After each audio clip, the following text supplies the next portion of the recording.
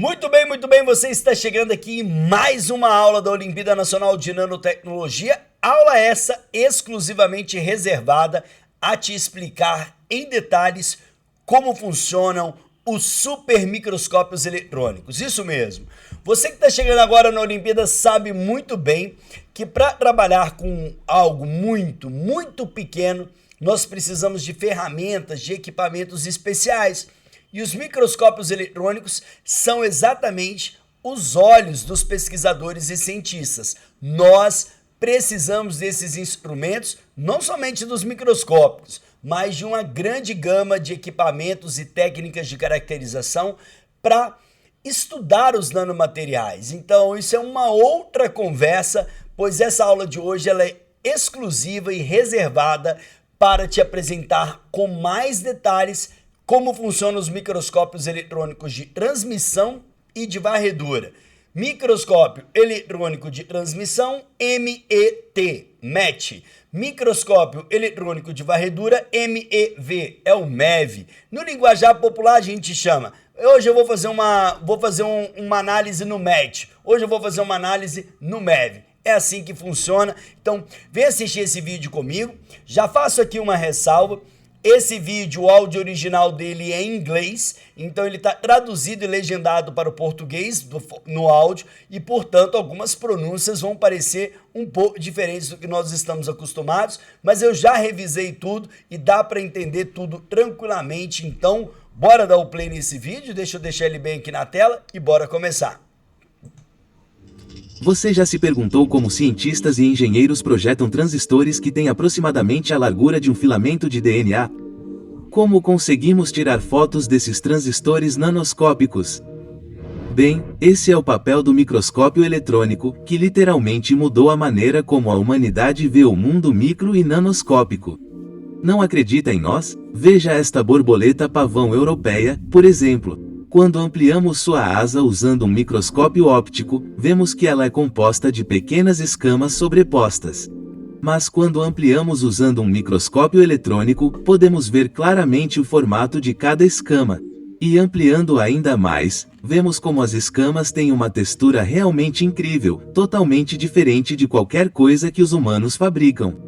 Embora essa asa possa não estar diretamente relacionada à tecnologia com a qual você está familiarizado, cientistas e engenheiros têm usado microscópios eletrônicos nos últimos 60 anos para desenvolver transistores cada vez menores. E com a tecnologia de hoje, este microscópio pode ampliar milhões de vezes, conseguindo capturar imagens de átomos individuais. Existem dois tipos principais de microscópios eletrônicos. O microscópio eletrônico de varredura ou MEV é usado para ver imagens de superfícies como esta asa de borboleta ou as cerdas de uma escova de dentes usada. Veja aqui as células do seu corpo e aqui em amarelo estão as bactérias. É nojento, mas vamos em frente. Os microscópios eletrônicos de varredura têm uma resolução máxima de cerca de 1 nanômetro. Isso significa que o espaçamento entre duas características adjacentes ou pontos de dados resolvíveis em uma imagem é de 1 nanômetro. O outro tipo é o microscópio eletrônico de transmissão ou MET, que é usado para tirar imagens de estruturas que estão dentro de materiais, da mesma forma que uma máquina de raios-x tira fotos dos ossos dentro dos nossos corpos.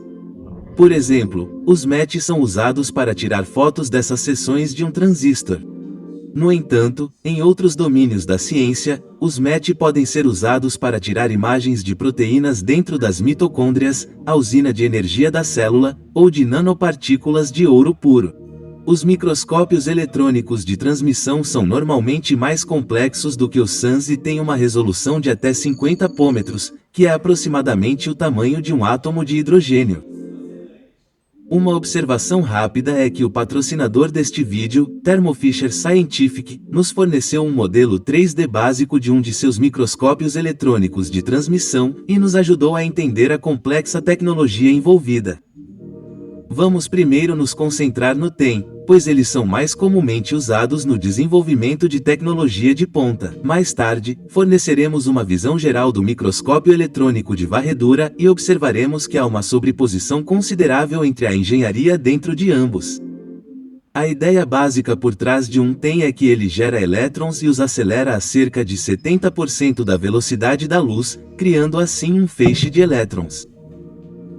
Em seguida, uma série de lentes magnéticas concentra os elétrons em uma pequena área e dispara ou transmite esses elétrons através da amostra que estamos observando. Dependendo das diferentes densidades e materiais dentro da amostra, os elétrons são espalhados ao passarem por ela, imprimindo assim uma imagem do que está dentro da amostra no feixe de elétrons. O feixe de elétrons impresso é então ampliado 40 vezes usando uma lente objetiva e ampliado ainda mais 50.000 vezes usando um conjunto de lentes de projetor. Neste ponto, a imagem impressa tem cerca de 5 centímetros de largura e é grande o suficiente para ser capturada por um sensor de câmera de alta resolução na parte inferior do microscópio. Exploraremos a engenharia detalhada em breve, mas, por enquanto, você deve estar se perguntando por que temos que passar pelo incômodo de manipular elétrons e por que não podemos simplesmente usar a luz. Bem, a luz visível é fisicamente limitada a ampliações de até cerca de 2.000 vezes. E se você tentar aumentar o zoom ainda mais, a imagem permanecerá desfocada sem revelar mais detalhes. Por outro lado, os elétrons podem atingir ampliações significativas de até 2 milhões de vezes. Por que então a luz é fisicamente limitada? Bem, vamos retornar a esta imagem da borboleta pavão europeia e as escamas em suas asas. Esta imagem foi capturada com uma câmera. Esta imagem foi tirada com um microscópio óptico e estas imagens foram capturadas com um microscópio eletrônico. Vamos considerar duas características do espécime que estão a apenas 100 nanômetros de distância. A luz visível tem um comprimento de onda médio de 540 nanômetros, que é maior do que a distância entre esses dois pontos. Devido à física das ondas, à medida que a luz atinge essas duas características, ela se curva, criando assim um par de ondas propagadas com um padrão de difração resultante da interferência das duas ondas.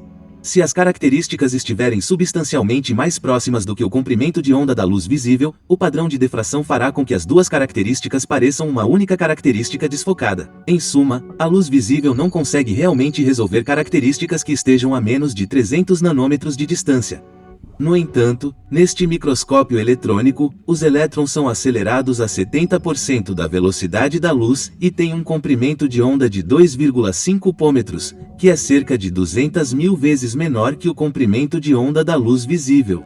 Em princípio, um microscópio eletrônico como esse poderia resolver características espaçadas apenas um pômetro de distância. Mas devido às limitações físicas das lentes magnéticas, a resolução real é de cerca de 50 pômetros, o que é suficiente para ver átomos individuais em um material. Além disso, se você estiver se perguntando sobre a escala de micrômetros, nanômetros e pômetros, aqui está uma comparação do tamanho de cada unidade. Observe que há muitos outros detalhes e fatos que foram cortados do roteiro deste vídeo e colocados nos comentários do criador, que você pode encontrar nas legendas em inglês canadense. Ponto. Muito bem, muito bem, muito bem. Então, assim, um belíssimo vídeo, não tenho dúvida de que ele deixa claro o funcionamento do microscópio eletrônico de transmissão. Esse vídeo, de novo, fazendo aqui a citação, ele é um vídeo da Branch Education, patrocinado pela Thermo Fisher, e a gente está usando aqui na Olimpíada Nacional de Nanotecnologia, que é uma Olimpíada gratuita, que já atinge milhares de estudantes em todo o Brasil, de maneira a explicar em mais detalhes para as categorias dos nossos alunos como funcionam esses super equipamentos. Então, esse é o nosso objetivo puramente educacional e que eu quero trazer para vocês. Muito bem, então a primeira parte do vídeo deixa claro da utilização dos elétrons, do feixe de elétrons e como funciona o microscópio eletrônico de transmissão. E a parte final do vídeo, ele explica como funciona o microscópio eletrônico de varredura. Pessoal, para vocês saberem, o microscópio eletrônico de transmissão é muito mais poderoso. A gente brinca no linguajar popular que é a Ferrari dos microscópios. Ou seja, ele tem um poder de ampliação absurdo. Então, já o microscópio eletrônico de varredura, que a gente vai mostrar agora, ele não é que ele é mais fraco, ele é usado em outras amostras, é outra pegada, é outro tipo de imagem, é outro resultado coletado. Então, vamos ver esse vídeo que explica agora em detalhes para vocês como funciona o microscópio eletrônico de varredura. Vou dar o play aqui para vocês. Que a Thermo Fisher Scientific também fabrica.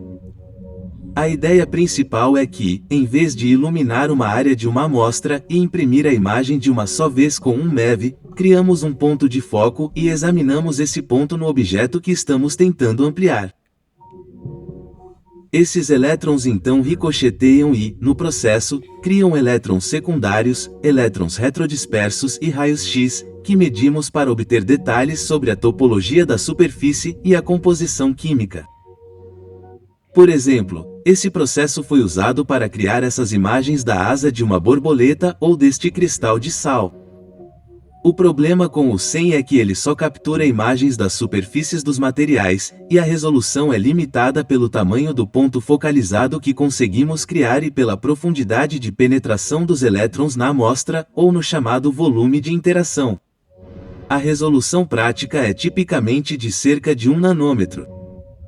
Além disso, uma variação útil do microscópio eletrônico de transmissão que vale a pena mencionar é chamada de STEM, onde o S é de varredura. Esse microscópio é semelhante ao TEM, mas, assim como o SEM, focamos o feixe em um ponto e, em seguida, usamos bobinas de deflexão para escanear o ponto através da amostra. A vantagem do STEM é que ele tem um mecanismo diferente para criar contraste de imagem e, quando combinado com um detector de raios-x, é capaz de análise elementar da amostra. Os TEM mais caros normalmente têm os elementos ópticos e os circuitos para executar tanto o TEM quanto o STEM, e o usuário pode alternar entre os dois modos. Temos certeza de que você tem muitas perguntas. Sinta-se à vontade para colocá-las nos comentários abaixo e tentaremos respondê-las no comentário fixado no topo. Além disso... Muito bom, muito bom, muito bom. Excelente, excelente. Um vídeo super didático, talvez um dos melhores vídeos da internet que explicam o funcionamento dos microscópios eletrônicos. Basta você ir lá no canal do YouTube da Branch Education, que você vai encontrar esse vídeo original e vai ver que ele já ultrapassa mais de 4 milhões de visualizações. E tem comentários lá que é assim, como que eu tenho acesso a esse vídeo de forma pública e gratuita? Pois é, por isso que a gente, mais uma vez, vem aqui dar os devidos créditos à Branch Education, a Thermo Fisher, que patrocinou esse vídeo, e para nós da Olimpíada Nacional de Nanotecnologia, que atuamos de forma gratuita, levando a nanociência e a nanotecnologia para todo o Brasil, a gente agradece a oportunidade também de exibir esse vídeo aqui dentro da nossa trilha de aprendizagem. Bom, espero que você tenha curtido. Esse é um baita de um conteúdo, microscópios eletrônicos, as ferramentas que dão visão aos cientistas que trabalham com o infinitamente pequeno. Eu me despeço por aqui, a gente se encontra em mais uma aula logo ali na frente. Tchau, tchau!